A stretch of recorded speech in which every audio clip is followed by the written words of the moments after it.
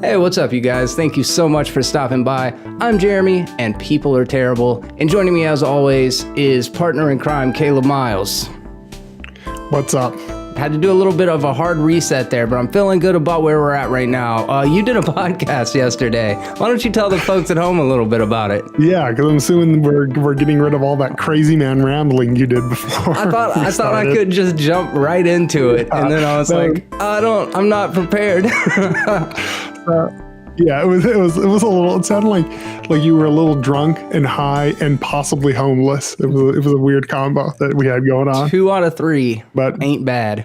Yeah, I went on Ashley Collins' show. She's a YouTuber. It's called The Breakup Diaries, and we just talked for like almost 2 hours about everything. We talked about politics, about religion, about life, about tips for marriage, random crap. And it was, as I was telling you before we were recording, one of the better podcasts I've been on to because it wasn't super structured and prepared, just like us. I feel more conversational, which is the type of content I like. So I would definitely go check it out.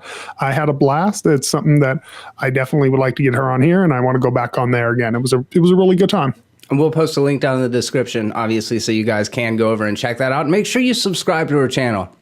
I was talking to a very, very formerly successful content creator last week. And I was like, yeah, I would love to talk shop with you sometime. You know, he actually was like, I really like your graphics. And I was like, I really would like to talk to you about how to be a successful content creator. And he's like, your videos are too long. And I'm like, yeah, I figured you'd say that. That's fair for YouTube. We're really more of a podcast that happens to be on YouTube. I would agree with that. We're a podcast that's on YouTube. We're not a YouTube show. So hopefully that excuse will be enough to get people to start listening to our 2-hour podcast. I don't know for sure if it will. I think it's kind of hard though, because you got to get them to listen to the podcast to hear that excuse. Maybe just cut that excuse into 2 minutes. Damn, now you're cooking with Crisco, bro. Boom. Now we got 1 billion followers. Nice. Problem solved. So yeah, but anyways, I thought, there's value to all of that stuff, but there's also value in just like doing the thing that you enjoy to do.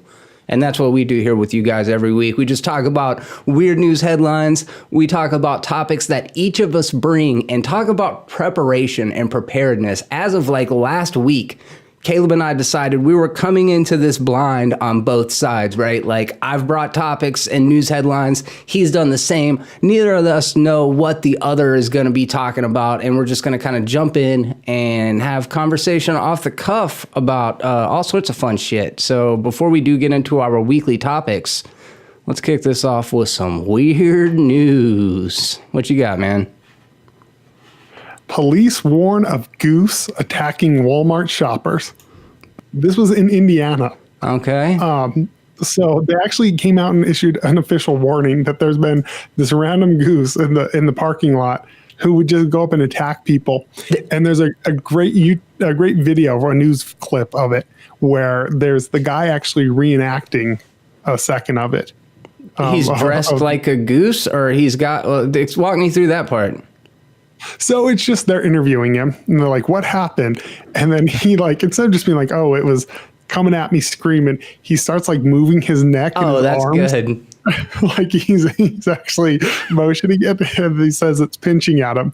The thing I found interesting about this story is they came out and they're like, no one actually aggravated the goose or anything. It just kind of happened. It's a dick. There wasn't a reason. Yeah, I was just an asshole. And apparently, because it's an endangered species, even if it does attack you, you're not allowed to like kick it or do anything back to it.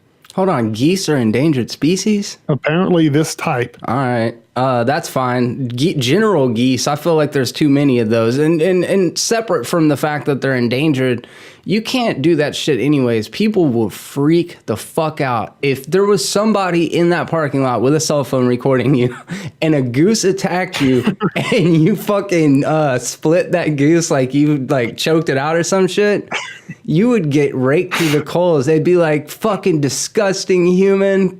fucking with geese like that. I just like the idea of choking it out. You like drop down and put it into like a rear naked MMA chokehold. Yeah, I mean they've got small necks. I think I could even pull that shit off.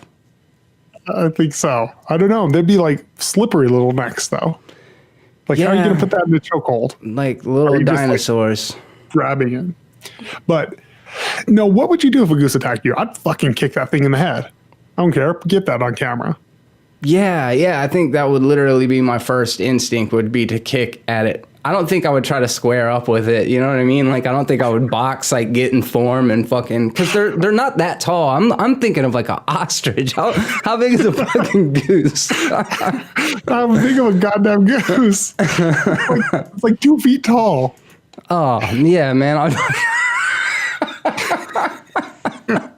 I would square up on that fucking goose so quick. I was like, how are you doing this? Getting down on your knees and get ready to box?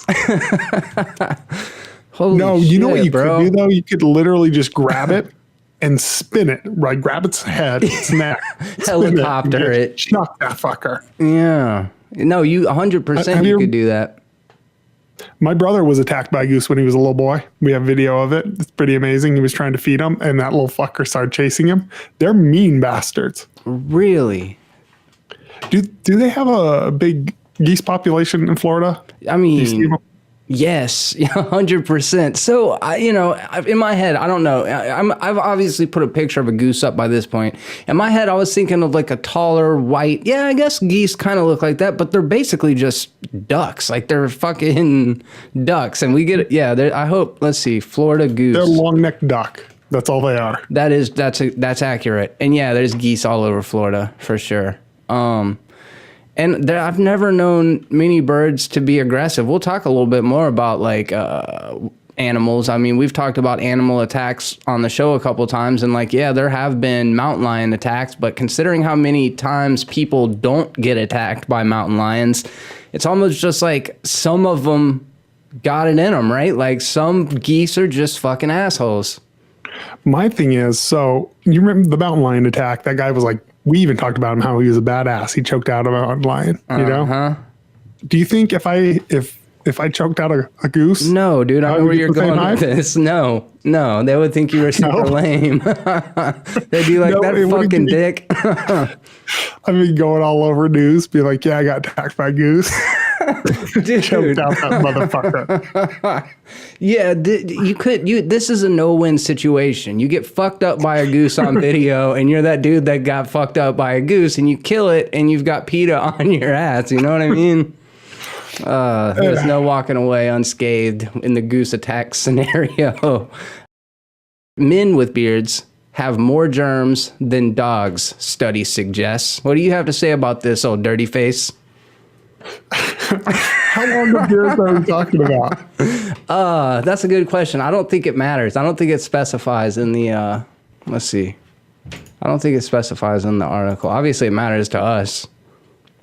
Well, I believe that because there's some dirty motherfuckers with beards.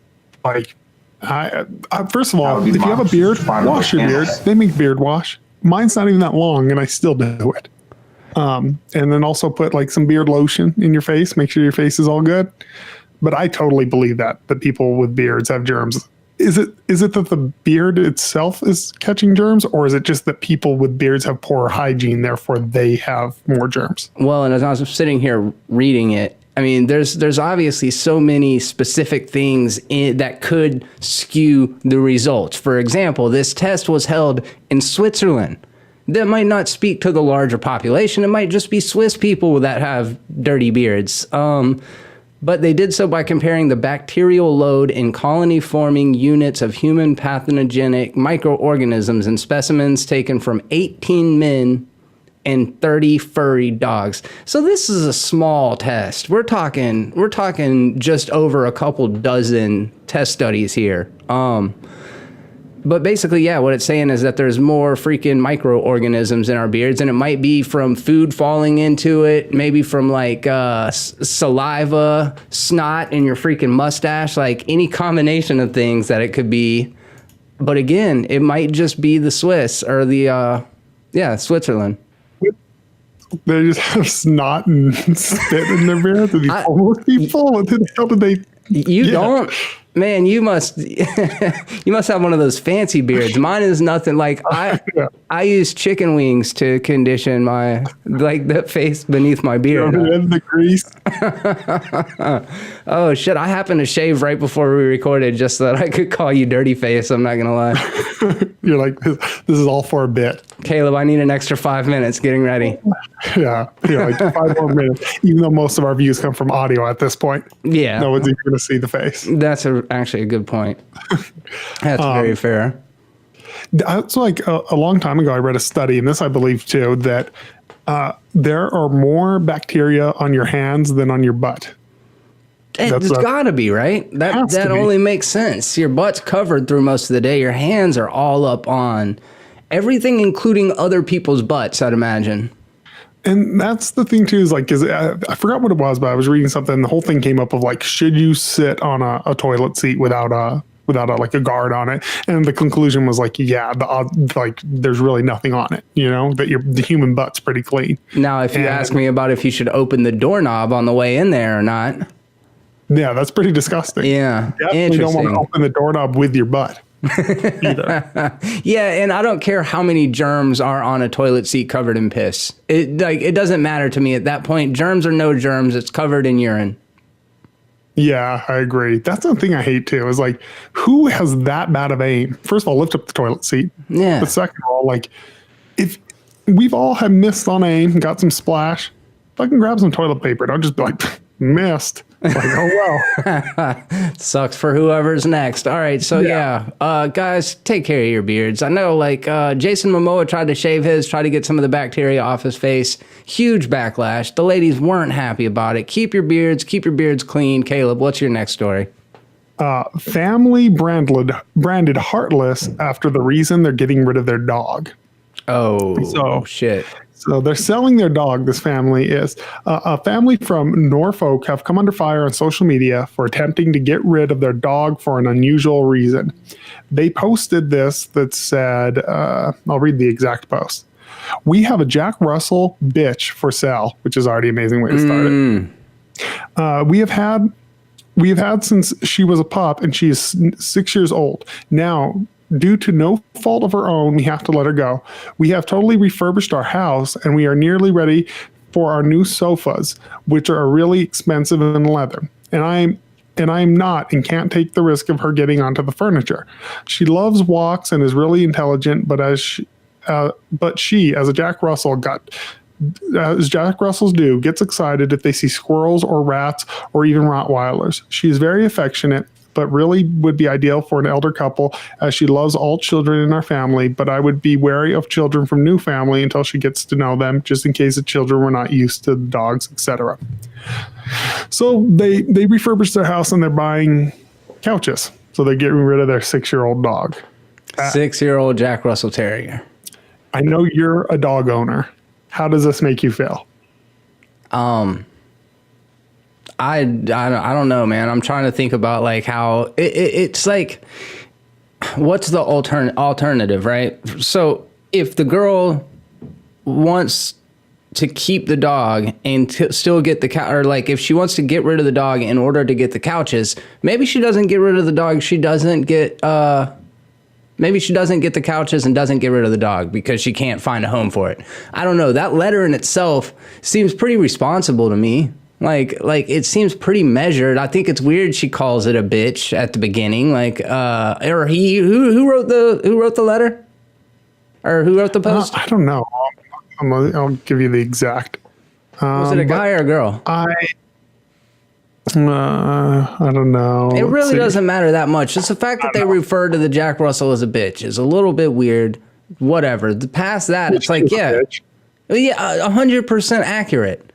100% accurate. I've just never heard anybody use that fucking vernacular. But that's the small point. The bigger point is, if she wants to get rid of that dog and she doesn't feel like she wants to take care of the responsibility, I don't give a shit. That's fine with me. If she can't find a home for the dog and she ends up going and getting it euthanized because she wants couches, then she's a fucking piece of shit. So that's kind of where I weigh in on it. It's funny as me as the non-dog guy who would never own a dog because I have leather couches that I wouldn't want the little bastard on. I think what she's doing is kind of fucked up. So I agree. It's responsible than just like dumping it, you know, find it home. But at the same time, if you have a dog, there's certain, so I don't own a dog because I don't want to pick up shit. I don't want it on my furniture. I don't want its fur on my clothes. So I don't own a dog. But that would be like me getting a dog for 6 years owning this thing. And then being like, you know what? I really just don't like fur on my shit. It's like, well, then you shouldn't have got a dog, you idiot. Like, I mean, 100% agree with you there. 100% agree with you there. But to back it up a little bit more, I also agree with your first point is like, if the alternative is her just fucking dumping it off at a pound or dumping it off on the side of the road or some shit like that, then putting the ad out isn't a bad idea. However, I agree. It just shows she's a fucking flake. How are you going to have a dog for 6 years and not form some kind of attachment to it? Yeah, that's weird. Like, as someone who I've had pets, I've had a lot of cats.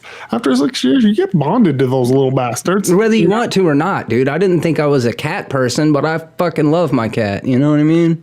Yeah, you just can't help it. When there's a living creature in your house that shares your space with you, you can't help but end up having a bond and loving them.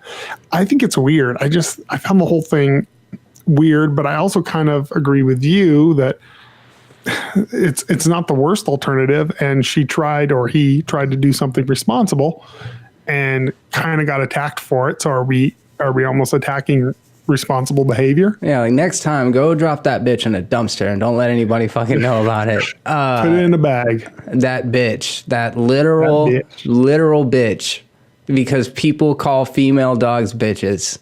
People call female dogs dogs, dude. That's just weird. Wait a second, maybe bitch means something about whether they can breed them or not. I thought it just meant female dog. Okay, yeah, I did too. I always did too, but now I'm thinking like, is it a female dog that's menstruating? I don't know. I'm now coming curious about dog periods and bitch definition. Let's find out. A female dog, wolf, fox, or otter. That's it. Okay. Yeah. Pejorative slang word for a person, though. Also. Yeah, I use it more as for people very more often than I do. And to me, bitch also means something completely different when you call a man it and a woman it. Those are two different meanings. Bitch is a very versatile word. It is. It is. It's not fuck level of versatile, but it's there. I would say it's more.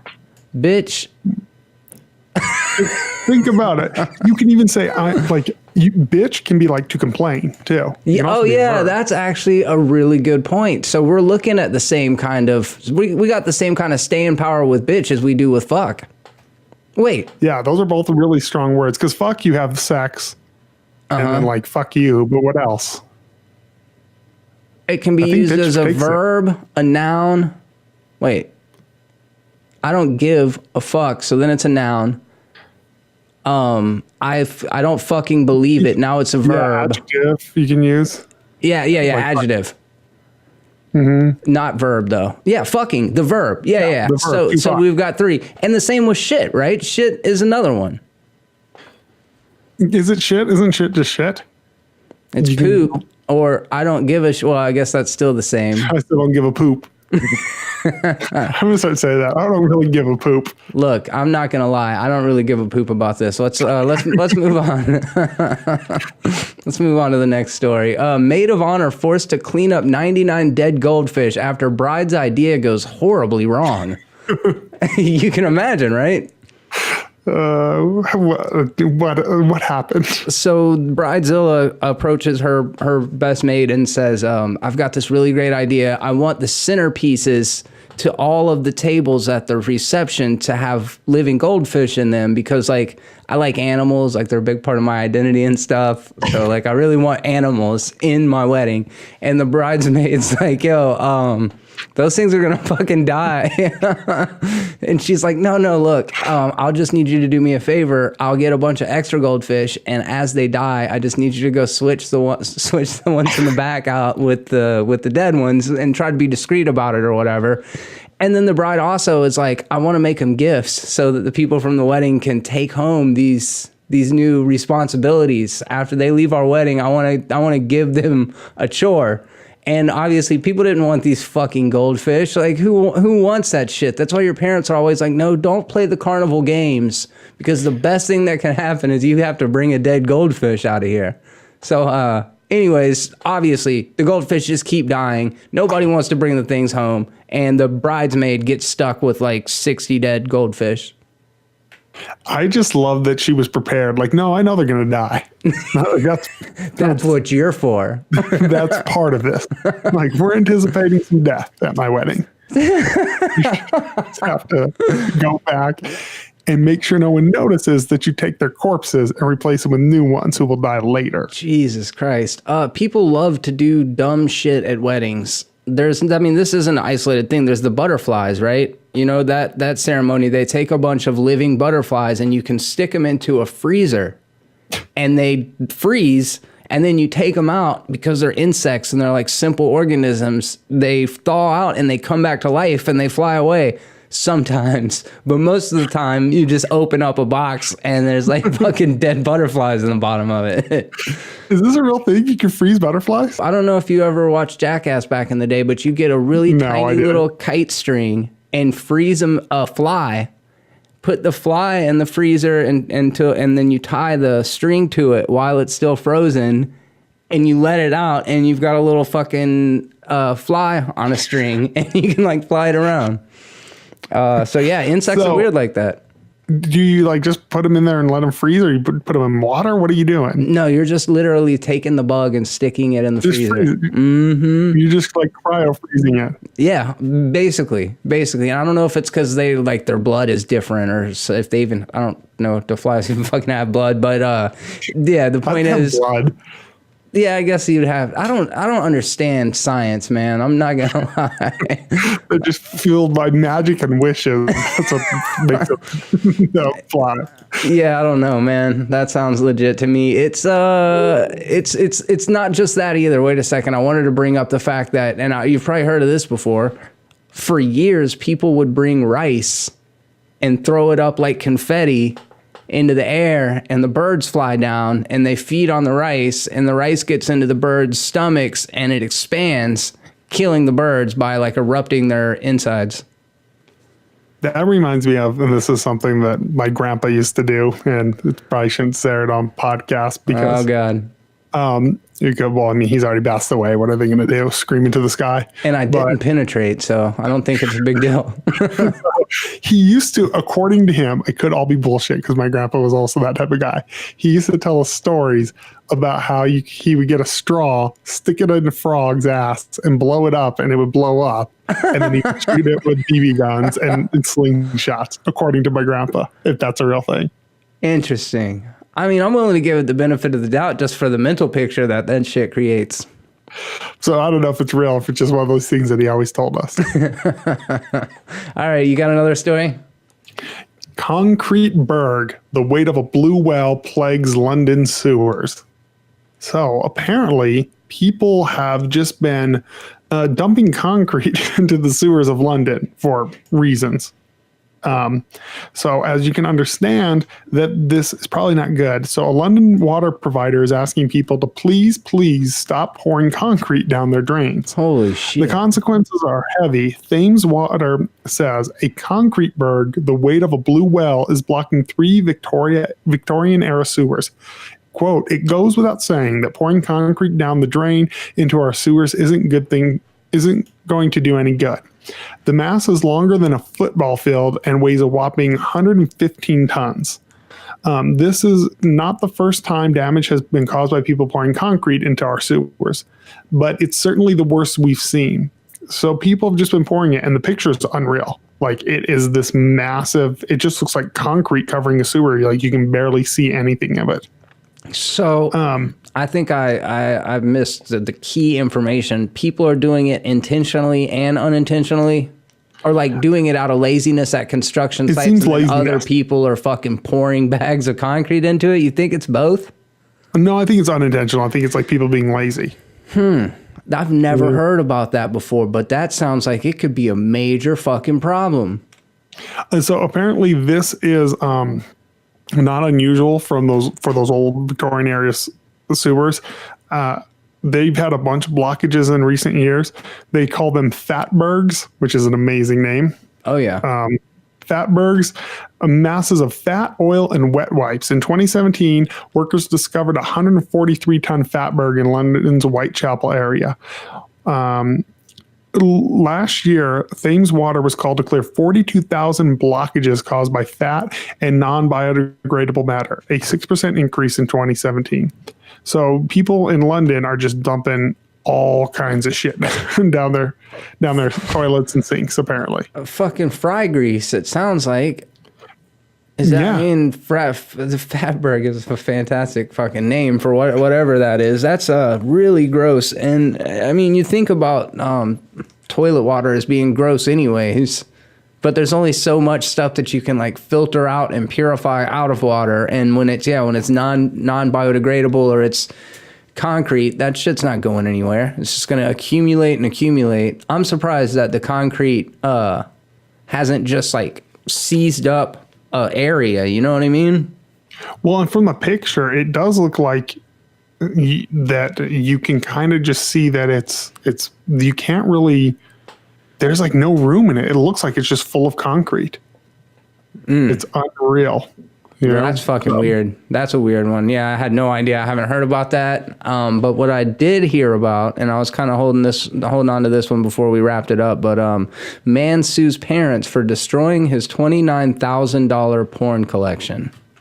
$29,000 porn collection? My first question is like, is that physical media? And it turns out back into mom. It sure is. Man sues parents for destroying his porn collection. The man's dad allegedly admitted to destroying the porn and said, "I would have done the same if I found a kilo of crack cocaine."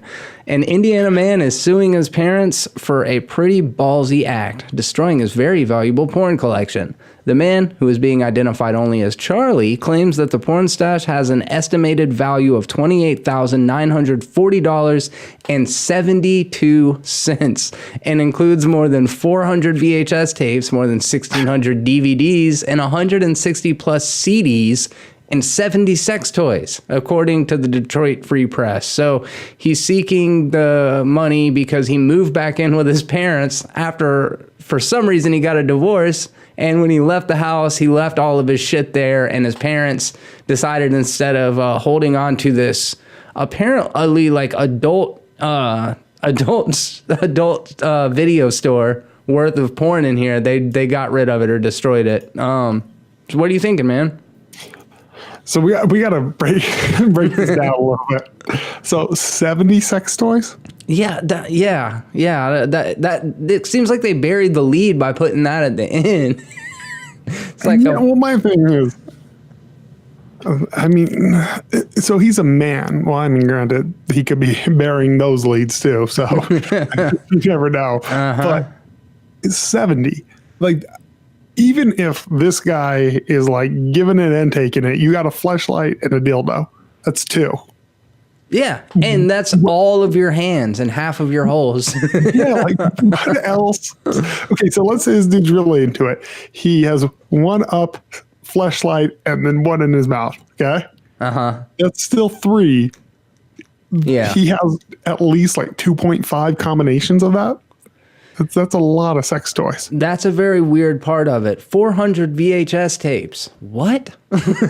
What do you mean 400 VHS tapes? Who the fuck? Where do you put 400 VHS tapes? Apparently at your parents. Yeah, no doubt they got rid of that shit. It was taking up square footage. You know what I'm saying? That was like a fucking bedroom worth of porn. Like, I wouldn't be keeping that shit either. And I'd be like, dude, it's $0 worth of porn. Have you heard of the internet? You don't need to tote this shit around anymore. Keep your sex toys and get rid of your 1,600 DVDs, 160 plus CDs, and 400 VHS tapes. You fucking barbarian. Like if we just text this dude a link to porn link, his head would explode. Yeah. Like, what? What? It's like I bought porn when I was younger, but that was a different time. Like streaming wasn't what it is now. Correct. And Like, I couldn't even imagine walking into a porn store to buy a DVD in 2019. I don't know that they exist anymore. It is noteworthy though that the collection included such hit films as Frisky Business and Big Bad Grannies. According to the Associated Press, that one came straight off the motherfucking wire, dude. AP on this one. Extra. Read all about Frisky Business and Big Bad Grannies. Big Bad Granny. Big Bad Granny sounds like a comedy movie. It does. It sounds like one of those like Judd Apatow produced like Bad Moms or some shit. Yeah, that's exactly what I think. Honestly, first of all, he should be getting sued for owning 400 VHS of anything. 100%. Yeah, they need to turn that suit back around on him. Do you think he'll win it? Oh my God, we'll keep you guys posted on that. I don't know, man. I don't know. Let us know what you think. My thing is, if it's in their house, I don't see how he could win it. You know, even though it's his property, I just don't see how it would happen. Dad says, and this is some real shit. Dad has a quote and says, "Believe it or not, one reason for why I destroyed your porn was for your own mental and emotional health. I would have done the same thing if I found a kilo of crack cocaine. Someday I hope you will understand." End quote. No shit, dude. He's got a fucking point. I agree. Anyone with 400 VHS, how many ever 1,600 movies, and 70 sex toys, they got some issues.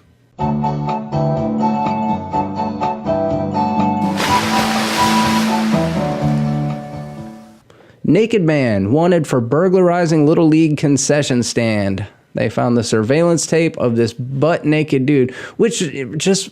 It doesn't practically make sense. If you're going to steal anything, you might want to bring pockets. Like, you can steal so much more stuff. You know, stick it in your fucking foreskin. So, Dunedin, Florida, authorities in Florida are asking for the public's help in tracking down a man who they say burglarized a Little League concession stand wearing nothing but a ball cap and gloves. He also caused $5,000 in damages and stole a cash box with $250 inside. What do you think? Wow. I agree with you. First of all, where did he hide this stuff? Or did he just like grab and run? That must have been, just everything you can hold. Maybe, I guess that's it. Maybe throw some shit in your ball cap. It doesn't seem like a well thought out plan. It sounds more like a fucking dare. Maybe this is the same guy with the porn collection and this shit's just wide open. He just shoved it up there. Yeah, I don't know. I don't know what the fuck that guy was all about, but I guess that's kind of half of the fun. Hungry and horny alligators are invading streets, homes, and pools in Florida. So it's alligator mating season and they're out in full effect. So are they just like humping each other in people's yards? What's going on? I guess they like come out in public more. Let's see. While seeing an alligator is never too much of a surprise in Florida, the number of close encounters has jumped in recent days and is likely due to a combination of hunger and lust. Never a good combination for any species. A family in Fort Myers was awakened by an 8-foot gator in there. This is a word I've never seen before. Lannel? In the middle of the night last week, police said on Facebook. In another part of town, a motorist captured footage of a massive gator casually strolling along the busy street. So yeah, they're just all out in full force, and it's saying the warmer weather and the higher temp speeds up the reptile's metabolism and makes them super hungry, plus it's mating season. I can't argue with that. My entire life is motivated by hunger and lust. So. Yeah, I hadn't seen any this year. I actually got a really good one while you were pulling up your stories. Please. Florida man pretending to be cop tries to pull over undercover detective. Wow, I bet that didn't fucking play out well. That didn't go too well for him. A Florida man who decided to play cop was arrested last week after trying to pull over an undercover detective. Matthew Joseph Eris, 26, turned on red and blue lights located on the grill of the Chevy Trailblazer and attempted to pull over a vehicle in Plant City, the Hillsborough County Sheriff's Office said. Police said the man apparently didn't realize a detective was driving the unmarked car. When the detective didn't pull over, Eris turned on the lights and passed him, the Tampa Bay Times reported. The detective then called 911 to alert deputies on patrol. Idiot. A sheriff's deputy later stopped Eris, who allegedly admitted to installing the red and blue lights and using them to bypass heavy traffic, the paper reported. Citing an arrest report, police said they found an airsoft pistol under the passenger seat. Eris was charged with impersonating a police officer. He was booked to the Hillsborough County Jail and released Thursday after reportedly posting a $2,000 bail.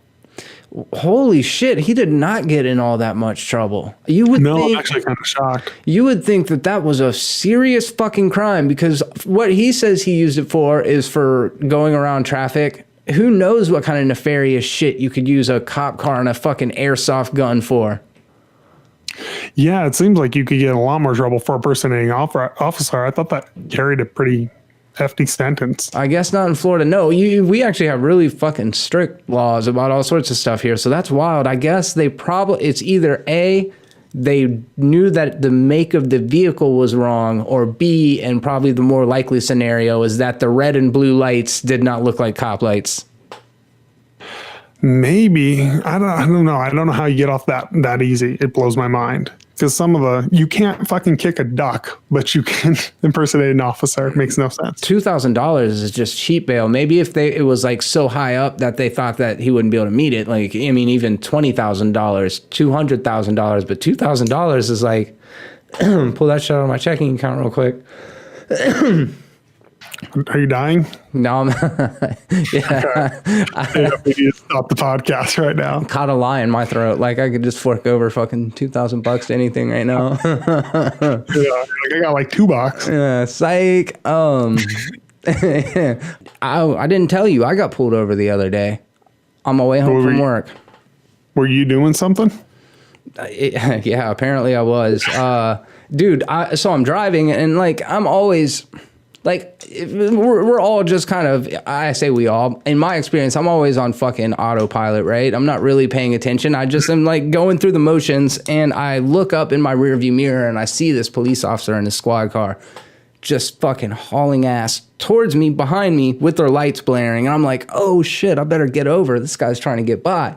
And I get over into the right lane, and sure as shit, he comes over behind me and he's fucking waving me over, saying like, you're getting pulled over. And I'm like, oh shit, what did I do? At this time, there's no sense in looking at my speedometer. I've already had a complete stop by the time I'm even thinking about it.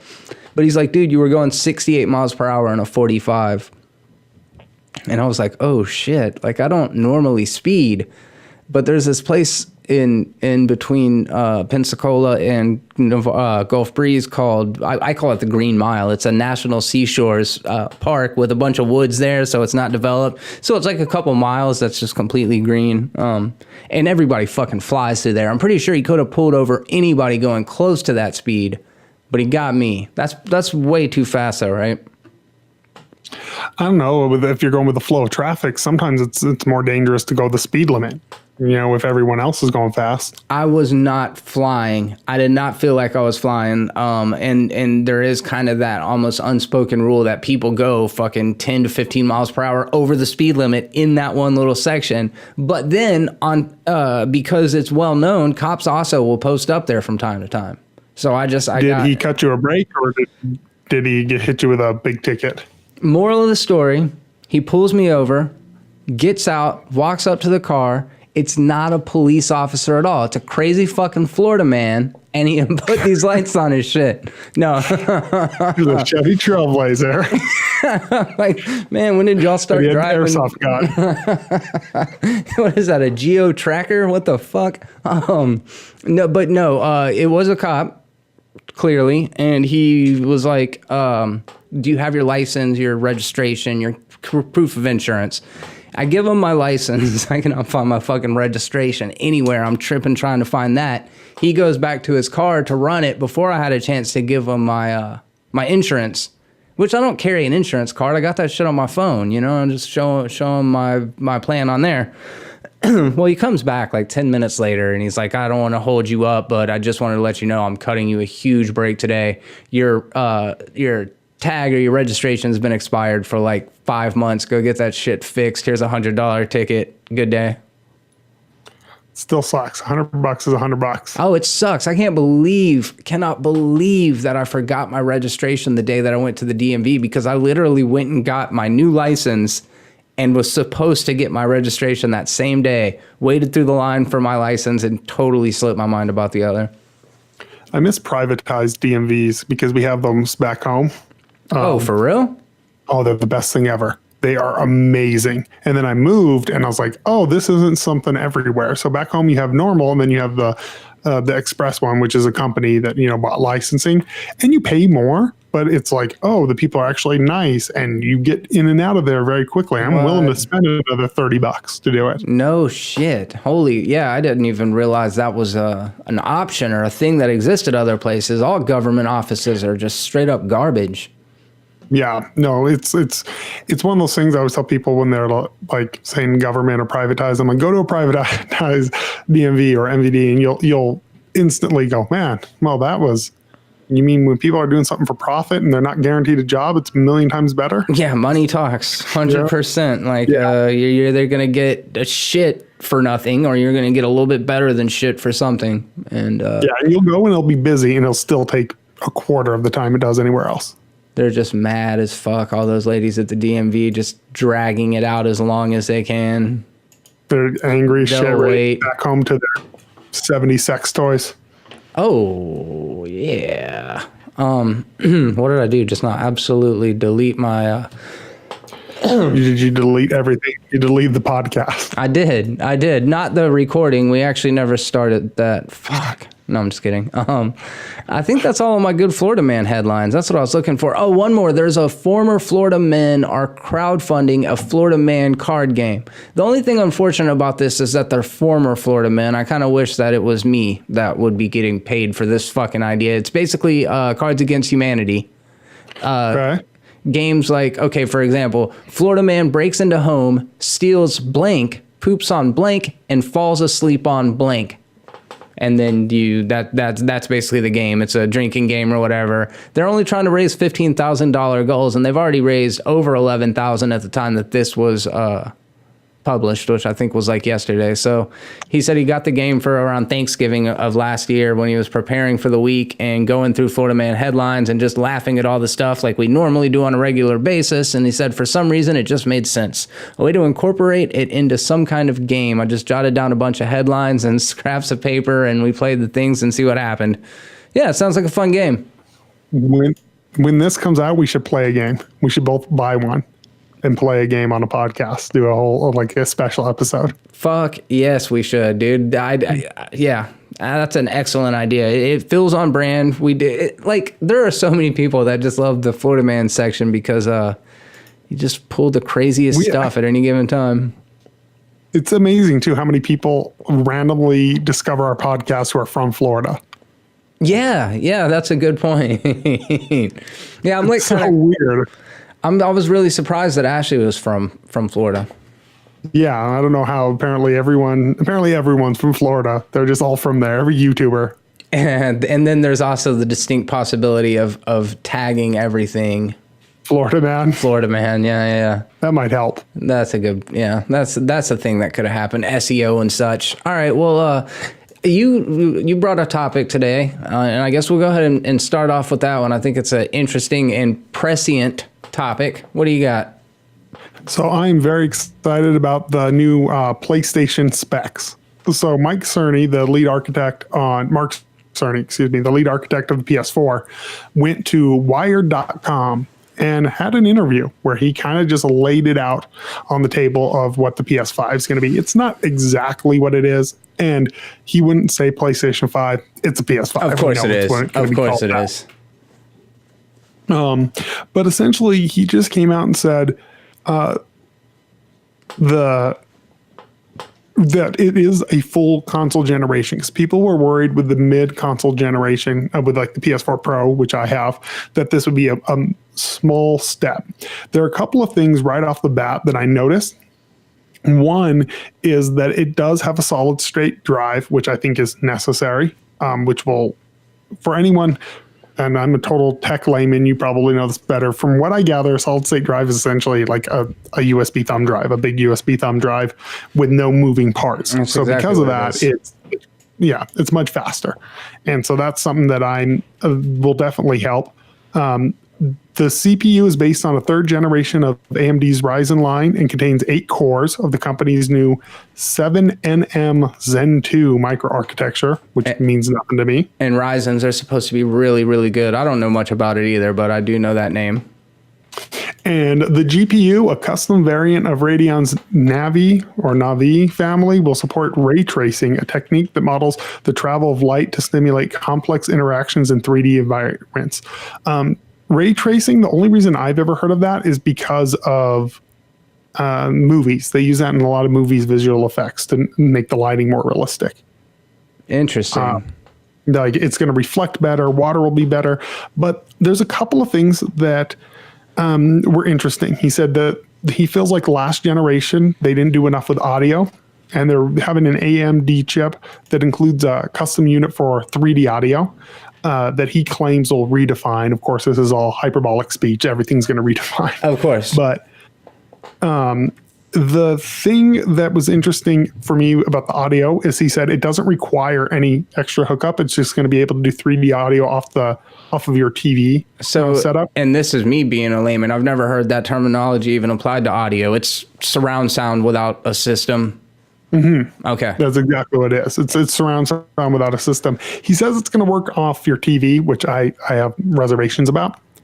But essentially the demo was him playing Spider-Man PS4, showing multiple things, which is Spider-Man PS4. If anyone listening is unfamiliar, PS4 exclusive, came out, I believe, 2018, fairly new game. He ran it on the new hardware. And it looks dope, huh? We don't have anything because this is all there's only just an article. There's no video according to it, but according to it, it looks beautiful.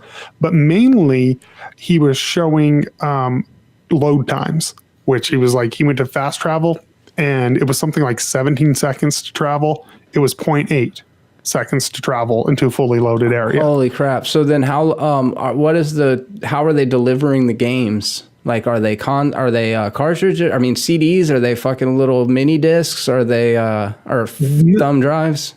None of that's been revealed yet. I'm assuming it's going to be CD based and mainly digital. They're going all digital eventually. Dude, listen how fucking old I am. I just now said CDs or some other really fucking old technology when what I meant to thumb drives, and that's not what I meant to say. I meant to say SD cards. I hear that some console is talking about going in the direction of just putting them on little SD cards. And then I also heard that the new Xbox could potentially totally lose discs altogether. Well, they did announce for Xbox that they're doing a all digital only Xbox One S version where there's no disc. So it's not the new generation of console. It's just a upgraded model of the one. I think that'll be an option. I know for me, if they had an option without a disc drive, I would 100% just buy that because I don't buy anything physical. Right. But I mean, depending on what the price jump is. But the main thing that I thought was cool, so he says there's going to be no load times, which I'm calling it right now bullshit. They say that every generation. Of course. But dude, if the load times that are reported are accurate, that's fucking not bad. Well, but that's load times on an old game. Sure. My PS4 could run a PS2, PS3 game with no load times either. That's a good point. You know, so as they update that, I don't think. But the main thing that I was excited about is finally he admitted and he said that it will be backwards compatible with all PS4 games. That's awesome. And PSVR, which I'm a huge VR fan, will plug directly into it. I'm sure they'll release a PSVR 2, but it'll work with the system I have. And that was the main thing I'm really excited about is the backwards compatibility. I feel like all consoles should have always had the backwards compatibility. That is like such a key feature because otherwise you've rendered your whole collection obsolete. And maybe that's part of the desire for the developers or at least the company to do that is, planned obsolescence almost, for lack of a better word. Like if you have Assassin's Creed 3 on your PlayStation 3 and then you want to get it, but you can't play it, you want to play it, but you can't on your new console. So you'd have to go and rebuy the same title or whatever. That seems like a big part of it because they had they were always doing re-releases, especially PS4, the remastered version of this, and I think that was them double dipping. But I think they made the right choice. Consumers were getting sick of it. It to me should have been like a Steam library. It's so ridiculous that I can't just play all my digital PS3 games because I went digital PS3. I did not go digital during PS4. And you can't play those games on the PS4.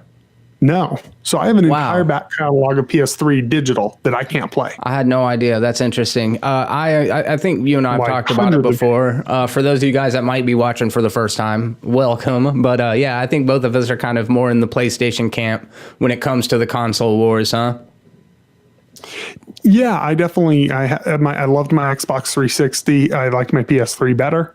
And I didn't even get an Xbox One. There's no reason to get it. It doesn't really have any games. It's not me being a fanboy. It's just there's really no games besides multi-platform games. And I'm not a big console gamer anymore at this point, but always generationally, I had the PlayStation 2, and I of course got the PlayStation 3, and was like a real loyal PlayStation guy for a while. My brother got the Xbox 360, and I love playing it as well. But I just feel like PlayStation has consistently had really good like mechanics, and their controls are like so intuitive compared to all these other weird, like trying something different controls and joysticks that have come out over the years. Like PlayStation is just confident that their fucking shape works, Well, and then they just have such strong first party exclusives. Sure. Like they really do. Like Spider-Man exclusive, God of War exclusive. Like half of my favorite games this generation were exclusives and to PlayStation. So when is this supposed to come out? Is there a date, or is there just kind of idea? 2020. Yeah, which is what I've said. It's going to be 2020 forever. I've said a lot of these games that people have been talking about, like Death Stranding, I've said is not a PS4 game. If it is a PS4, it's a PS4/PS5 game, which sounds like that's kind of what it's gearing up to be. If they're going to be backwards compatible, it'll be a PS4, PS5 game. And then that 8K thing, I hear it's like, most TVs can't run it right now. And I hear it's actually more like true 4K, but it's going to be good because as everything catches up to it, it'll have the compatibility for it already, or have the capability, rather. I'm really excited because as someone who I always rave about PSVR, I love it. The tech is not where it should be. I think it's great. I think it's worth every penny I put into it. I just beat a game in VR yesterday. That to me, I want high resolution out of my console, whatever. But I'm more excited about the power for virtual reality because games are already kind of to a point where you're like, they're just going to be better versions of experiences we've already had. 100%. VR is kind of new frontier for me that could actually benefit from new power. That is a good point. It's almost like we've reached the height of like immersion. I don't think it'll really ever get to a point where you can do photorealistic images because it takes 3D render. I don't know. Maybe that's not true. Maybe you can actually have movie actors and casts and everything in a game experience. But I feel like we've kind of reached the top, the peak of third person gaming experiences, how immersive it can be with something like Red Dead Redemption 2 or something like Spider-Man 4, but what do you think about that? Well, I think I think video games have hit the point that movies have been at for a long, long time. A movie from today and a movie from, 1955, 1960, for all purposes, they're just the same thing. They're just higher tech versions of the same thing. The format itself hasn't really changed very much. There's little new techniques, and I kind of feel like that's where video games have hit. And do you feel like with Google going in the direction of cloud or server-based gaming and with the Stadia and Microsoft with the xCloud that PlayStation's going to need to evolve? Or do you think that there's still room for the traditional console in such a internet-based world? I think the traditional console is going to whoop everyone's ass this generation. Yeah. And then PlayStation will go cloud-based next. I think the others is a great idea. It's too early. And they're ahead of the curve too much. Yeah. Interesting. Yeah, I can absolutely see that. It's almost like it'll give PlayStation an opportunity to sit back and watch the mistakes that the other companies might have to work through and just hit the ground running when they do go that direction. Because I imagine the Google Stadia it's either going to sink or swim relatively fast. They really did promise a lot of exciting things, and I'm just really curious to see if it pans out quite the way that they seem to be pitching it. Like you said earlier, it's marketing. What they're telling us is an ad, but yeah, it sounds like it could really be fucking cool. Yeah, man, I'm very excited. I'm ready for so people are like, I'm not ready for a new console. My PS4 Pro seems old as shit. I've needed a new console for a while. To me, the games feel like they're maxed out. So, yeah, we'll just kind of keep you guys posted on how this goes. Let us know if you're excited about the new PlayStation 5. And if you are kind of curious about the evolution of gaming, let us know what your thoughts are going forward. Are we ever going to get... And when this is a weird kind of like idea to wrap my head around as I'm thinking from programming perspective. You actually couldn't do like a Quentin Tarantino movie that was playable. As in, you've got real cast members, you've got real sets, everything is film, only it's a game.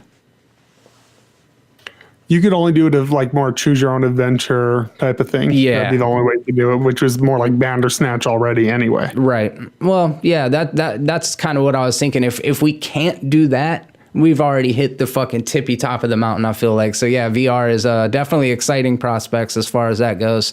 I got a topic. And I hope you got an answer, because otherwise this is going to be a very boring, one-sided conversation. I'm working on a video right now for the Movie Monster series on Movies Are Terrible. I actually just now did a Dragons ones last week. Dragon one last week. And I'm back at it. This time I'm working on undersea creatures like scary sharks, scary fish, monsters underwater, any of those kind of movies, starting with Jaws in 1975. And as I'm watching through these videos of movies that I've seen, shark movies, I start realizing like, man, this actually gives me anxiety, even just kind of scrubbing through these videos. I might have a phobia here. So I wanted to ask you, do you have any phobias? And if you don't technically have a phobia, is there anything that you're scared of? I have one thing that I'm absolutely terrified of. Thank God. And it's completely irrational. This thing cannot hurt me. Moths. I hate moths to an irrational, crazy man level. Okay. That's so fucking wild, dude. I was at my buddy Shane's house when I was probably 14, and there was like one of those big Goliath moths on the wall. And I thought I was going to be funny and just like went to kind of like prod at it. And when it flew, I fucking let out the loudest shriek and like dropped to my knees. Ah! And everybody was dying laughing. So apparently I had a phobia to moths. Like, where did this come from? How do you know you have a phobia against moths? So back home, we have the moth migration too, which is terrifying. If you ever Google moth migration, it's we'll be showing footage right now. Terrifying. So there'll be a time of year where they're everywhere. We also get the really big ones that are almost like the size of a bird. So there's a story that I always remember so we had this like, screened in patio, and there'd always just be moths covered on the things at night. And my dad on the patio, he fixed up an old Coke machine, like an old Coke machine, and it had the light on it and everything. And he just made it so he would fill it up with Coke. And if you wanted a Coke, you'd go out there and you'd press it, and it would just come out and it'd be cold. Oh, it was shit. terrible. And one night I'm like, I'm going to go get a Coke. That's cool. Fat Caleb, all happy. I walk in there and I'm like, oh, the light's out on the Coke machine. I was like, oh, whatever. So I walk up to get close and I go to touch it and realize the light isn't out. It's just covered in moths. Wow. And I touched them and they all flew around. It was a very Batman moment. Like, you were born into the fucking moth life. So if you were a superhero, it would definitely be Mothman. I'd be Arthur from The Tick. That's what he is. Yeah. That's a good point. Dude, holy shit. So, I mean, you've obviously encountered them in the wild. Is like, if you see it and it's just like chilling near a light, it already is fucking getting to you, or is it like, as long as it's chilling? For real? Yeah. Okay. No, so I'll tell you right now, if there's one in the house, I'm telling my wife she better kill that fucking thing. Like, go get your shoe Get up on a bed and you smash that little bastard. So that's my one thing I'm afraid of. You already diffused my argument off the top and said that it's not a rational fear, but like if it's a butterfly, butterflies don't bother me. But I mean, I don't like them. But their moths are like the spawn. The spawn of a butterfly. They're its evil cousin. Correct. Yeah, I know what you mean. It's like a butterfly is an angel, and a fucking moth is whatever the opposite of, like a demon, Yeah, like a demon fucking butterfly. Yeah, all right. I see you, man. I don't love bugs. I definitely don't feel like I have a phobia of them. But what about roaches? Don't bother me at all. So like you would kill a roach, no problem. Yeah, I kill a roach, kill a spider, kill a snake. Nothing bothers me. Just moths. If a roach ran up your arm, would you just be like gross and like flick it off, or would you be like, bah! I'd like be grossed out and hit it off, but I wouldn't freak out. Now, if a moth landed on me, I'd turn into a girl. Yeah, dude. If a roach got on me, I wouldn't be stoked about it. But I don't think I have a phobia of roaches. It's like, it's weird. I could tell that I had a phobia of sharks, and I've said it before. I've said it on fucking reviews. I've said it to you before. I know we've had at least talked about it a little bit in passing. That like, I was born in Florida. I have literally like swam as long as I've had memories. There's never a time that I remember that I wasn't in the water. And I saw Jaws probably the same, like I don't remember a time that I ever hadn't seen the movie Jaws. So like both of these things are really ingrained in me. And I don't think there's ever been a movie that's had the kind of like psychological impact that Jaws did, to the point like irrationally, I'll be in fucking relatively shallow water. And just that thought, and that doesn't matter because sharks will come into shallow water, and just like that thought will cross my mind and I'll start getting so anxious. Just like kind of tense up a little bit. And it's weird, man, because like we talked about geese earlier, and I was mentioning that, unprovoked animal attacks don't happen all that often, but sharks are only ever portrayed in media as just straight up fucking man-eating killing machines. And also too, I mean, having a fear of sharks is kind of like having a fear of lions. Like of course I'm afraid of lions. They're a fucking lion. Yeah, that's fair too. That's a good point. It's not an irrational fear because one could fuck you up, but there's also like, and I think it's very much related. If I'm in, like, some people are scared of the dark. I'm not scared of the dark. I'm scared of the water. Like not like getting wet like fucking Unbreakable, but like being in the void of just completely open water. You look down and you've only got as far as your visibility on each side, and then it's just the abyss fucking surrounding you. Shit could come from any side at any time. Above, below, anywhere 360 around you. And that to me is like, we're not in our element anymore, and just the idea of being in the fucking water makes me anxious. I can see that though. Like I'm like, for me, sharks are such a thing that is not even in my wheelhouse. I'm from New Mexico, now live in Colorado. Like sharks might as well be a dinosaur to me. Like, I'm never going to encounter a shark in my environment ever. So I've actually encountered sharks before. I've been in the water with them, and it's the scariest fucking thing. I've only ever, this has not happened a lot. I think probably 2, maybe 3 times when I was surfing more and as a teenager, and like a young, right before I was a teenager into my teens. And I just remember, and I think it's probably just a human reaction, just pulling my fucking legs in as far as I could on the board and just trying to get completely on the board in the water and just wait this thing out so it'll pass by. But that scenario has to play out millions of times a year, and people don't get attacked by sharks. So I know it's the same deal. It's an irrational fear. I think you're more likely to die getting hit on the head by a coconut than you are to get killed by a shark. So fucking odds are on your side, but it's just, I don't know, man. Something about that shit freaks me out. So when you saw the shark, did you like actually see it? Like, was its fin like done? No. That, trust me though, dude, that sound, that score was probably the first thing instinctually in my head because it's just so synonymous with that shit.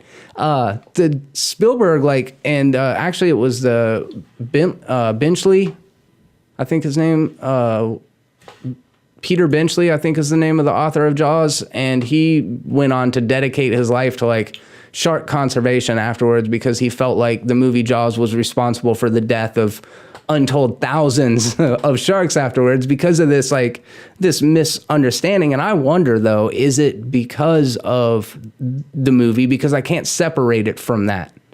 Like, am I scared of sharks because of Jaws, or is it just something I would have been scared of otherwise because I'm in the water a little bit? And that said, like going into the Gulf, where I've got the beach behind me and shit, that doesn't bother me. It's just that idea of the abyss. Shit is overwhelming to me. Well, and it is not knowing what's there. You know, like there is literally nothing. There could be anything underneath you. Yeah. I think probably the scariest movie I've ever seen was a shark movie called 47 Meters Down with Mandy Moore and Claire Holt. How is that? I've always wanted to see it. It actually looked kind of cool. I mean, results may vary. I think it's literally got a 50% on Rotten Tomatoes. So it's like a coin toss, whether you're going to like it or not. I mean, there's no story. It's an hour and a half exercise in suspense. And you know what I mean? It's a technical exercise. It looked like, have you ever seen Frozen? Not the Disney Frozen, obviously, but the one about the people stuck on the chairlift. No.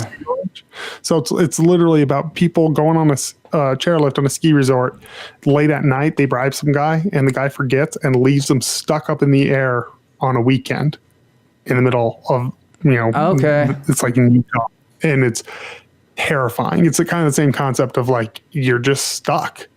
Yeah. And what are you going to do? Throw some flying great white sharks into the Frozen scenario and you're off to the races, because it is similar. It's that idea they get stuck underwater in a shark cage or a shark tank, shark cage, and they can't communicate with the people above because they're too far down. The radio transmitter won't work that far away.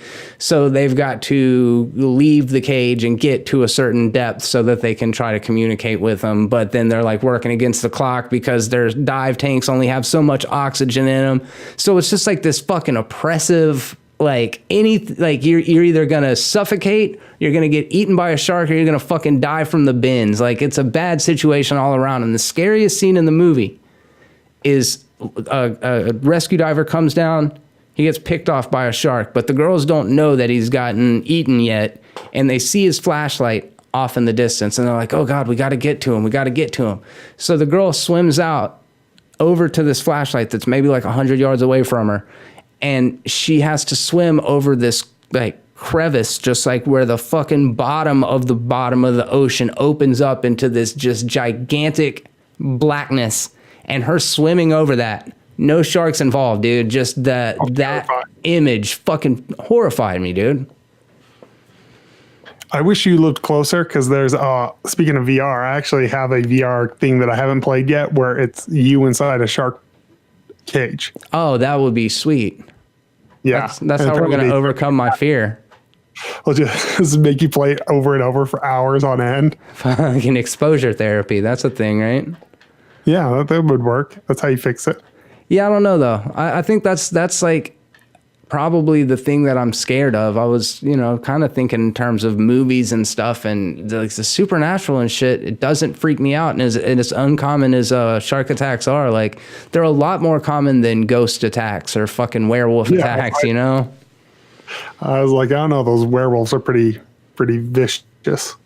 Has there ever been a movie that you saw that stuck with you, even if like you saw it when you were young and it made an impression, or you always thought of it as the scary movie? Nothing like that, but one that like disturbed me to my core was Feed. Have you ever seen that? No, I hadn't. So Feed's amazing. It's not like a great movie. It's about a guy who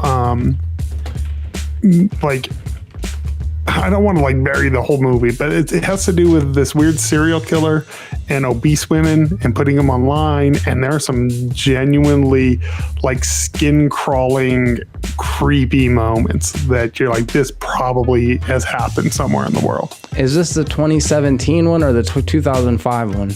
Probably 2005 probably sounds more accurate. The German cannibal? Yeah. All right. Yeah, I'm into it. I'm gonna have to check that shit out. Yeah. It's a weird movie. I loved it at the time. I haven't seen it in years though. So not scary though, like afraid to fucking go. I'm not afraid of obese people now. Yeah. But okay, so nothing though, because that's more of like a psychological scary, right? That's what always bothers me is like the psycho. So movies with monsters and stuff like that, ghosts, that doesn't scare me in the least. Right.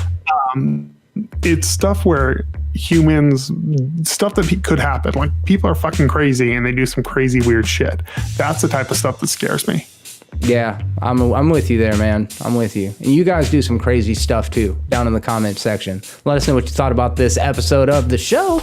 And if you got some suggestions for topics that you guys want to hear us talk about, let Caleb know on all of his various social media platforms. Yeah, it's at Caleb Says Stuff. Good luck with all that. I tried to message this man like 5 times on his Twitter, and sure enough, it kept saying not sent, and I put it in my pocket, try it again 5 minutes later, not sent. I'm like, what the fuck is going on? And then finally Caleb was like, yeah, I deleted all my social media. And I'm like, that explains everything. some things. Instagram, it's Snapchat, it's all gone. And yesterday I was alone in the house and it was the best fucking day of my life with no social media. You feeling pretty good about this, you smug fucking prick. Oh, it's the greatest thing ever. I watched a movie. I read a comic. I wrote a little bit of my book. I played a video game. It was awesome. So how long am I wagering that you're going to stay offline? I mean, you're not staying offline and you still got people who are terrible. But see, man, you can't be all hoity-toity about it when you're still using fucking Twitter, just not under your personal account. I haven't been on Twitter since I deleted. I posted a link and that was it, and then commented on something real quick and closed it because I'm like, fuck no, if I'm deleting it, I'm deleting that shit. All right, guys, if you see people are terrible tweeting on Twitter, let this motherfucker know that you see him. It might be me. It would be unusual, but it might be me. Caleb, it's been fun, man. Always is. All right, man. I will see you, I'm assuming, in a week. Absolutely. And until next time, and on behalf of both of us, be terrible. Bye.